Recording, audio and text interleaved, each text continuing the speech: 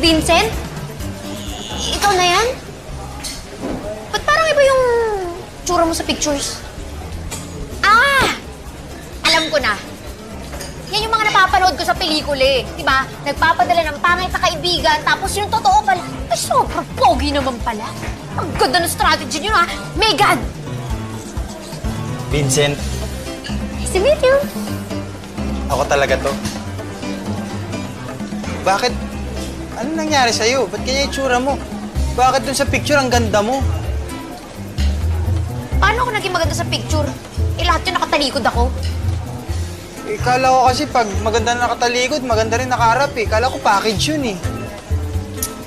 Sana pa. Sana ano? Sana nakatalikod na lang ako? Hindi, wala. Sinabi. Uy, sandali lang.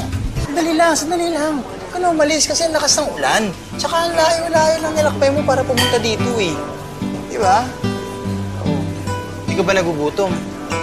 Gutom. Oo, yun naman pala eh. Umorder ka na lang kahit ano, basta... Huwag mo lang damihan. Bakit? Eh, di ba engineer ka? Eh, di mayaman ka. Oo, engineer ako, pero hindi ako dadalang cash. Ganun talaga, delikado, baka ma-hold up ako eh. Oo, eh, ikaw rin yun, di ba? Grabe ka naman eh. Ikaw naman eh. Sige na. Ano? Kaya na tayo, bebe ko.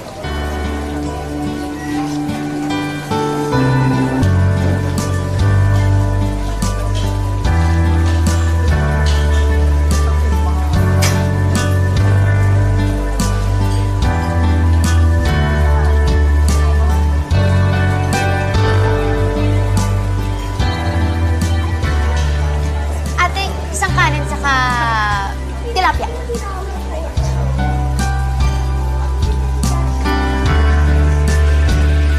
Huy! Oh, tilapia lang in-order ko ha. Baka may masabi ka na naman dyan. Alam ko na. Sige na. Di ganun kaganda, di ba? Masaya ka na. Hindi naman ganun. Eh, ba't ganyan ka kumakatingin? Eh, kasi baka ka ako, dahil nakita mo na kung ano talagang itsura ko, bigla kang tumakas eh. Sige na. Order na. Ate, ano ako, isang kanin tsaka adobo. Kasi ang adobo parang love. Ha? O, di ba, nalito ka rin? Oh, ganun ang love, nakakalito. Oh. Oh, di ba? Ay, naalala mo?